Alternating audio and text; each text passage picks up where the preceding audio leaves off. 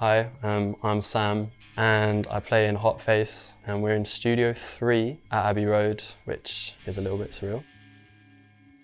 We're here to record an album in 3 takes in literally 1 day. And we're recording it with our good friend Dan Carey, and we found out that this was going to be happening literally about 6 days ago. So yeah, been a bit of a roller coaster.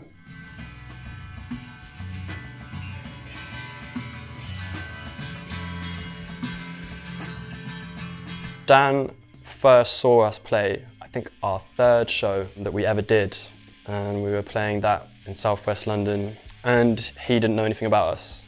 He caught us by chance, started the mosh pit. There's a video of him with his hood up, grinning like the amazing maniac that he is. And then kind of from that point onwards, he's sort of been our guardian angel.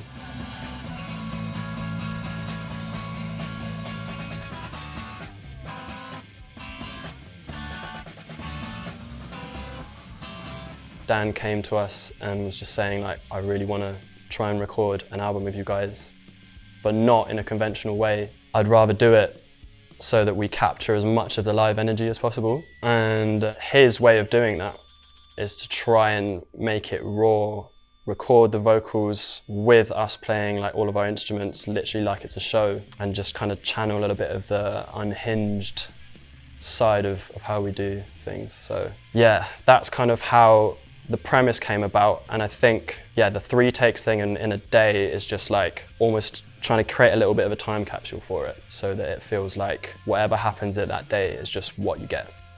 And yeah, we're in the process of doing that right now. Yeah. I've come to do a recording with this band Hot Face, who I've been involved with for a little while, and we've been thinking of something, an interesting way of doing a project, and then the opportunity to have a day here presented itself.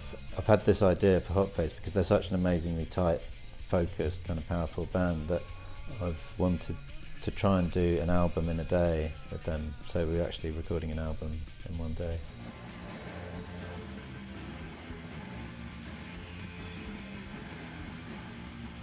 There's a tendency to, when you're in the studio, to try and get things perfect. So to record something, and then if someone's not quite happy with how they played a song, to just play it again, and then you play it again, and you keep going. And I thought it'd be interesting to try and, in the studio environment, so that the sound quality is the same as it normally would be in the studio, to have the kind of sense of urgency or threat that you have at a gig, where you literally can't stop and go back to the start.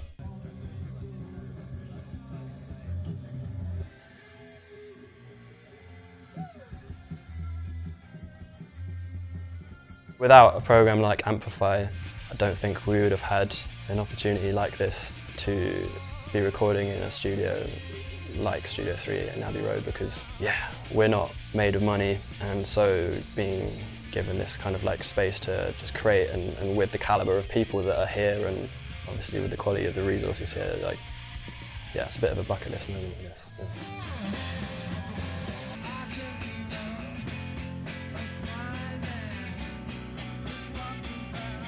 With recording to tape, it's one of those things where you don't have the option to just incessantly keep redoing stuff, in terms of the fact that you're just trying to refine it to the smallest amount of takes that you can kind of get away with. And I think just knowing that adds a little bit of like just kind of good tension and a little bit of good nervous energy to it, because it's like, well, if we don't get it in these 3 takes, then we're done for, like, you know. But we know that we're going to get it in 3 takes, you know, so it's just like, well, we're just going to send it now.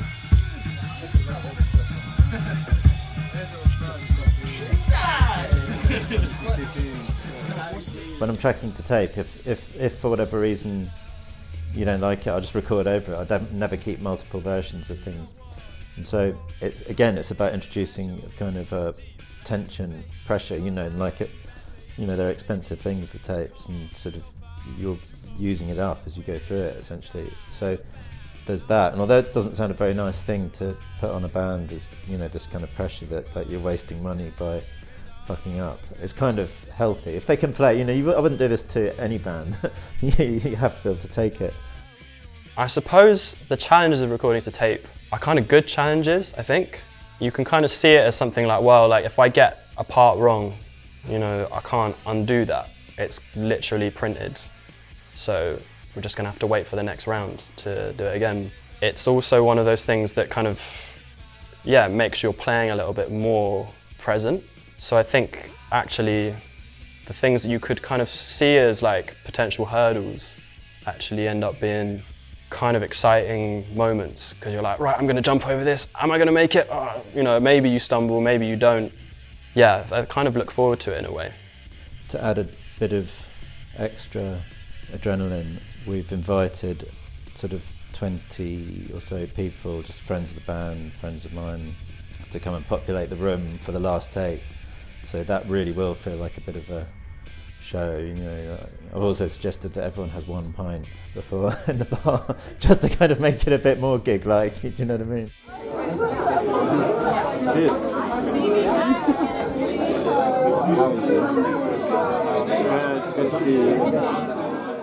I think you naturally play differently when there are people watching you, and you kind of, just to put it really simply, you kind of show off more, you know, you're kind of presenting yourself more forcefully. So I'm just hoping that this take they'll be trying to communicate something in the room as well as just to the tape, you know, to someone else.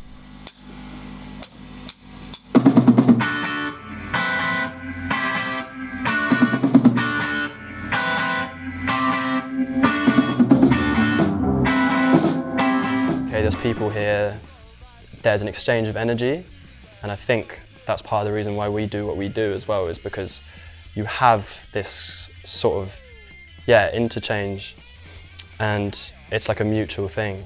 You know, some people are giving you some kind of response, and then you're feeding something back to them, and then that influences how you play each song. But it's also a chance to give the people that have been to shows and have kind of looked out for us and have kind of been there with us kind of through the last couple of years since we started playing, a chance to just like celebrate, you know, the fact that we're doing this.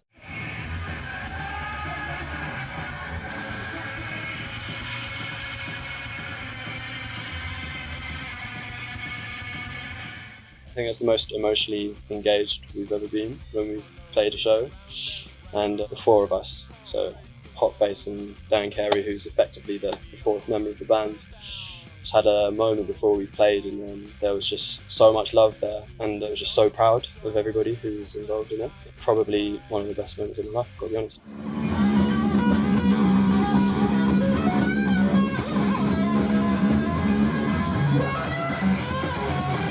Having the people that we love being there, alongside of course the people that have been here throughout the day, just, yeah, it's quite overwhelming seeing people just kind of, yeah, care that much about something that we've been working on, but the reason why it is what it is because of those people, you know.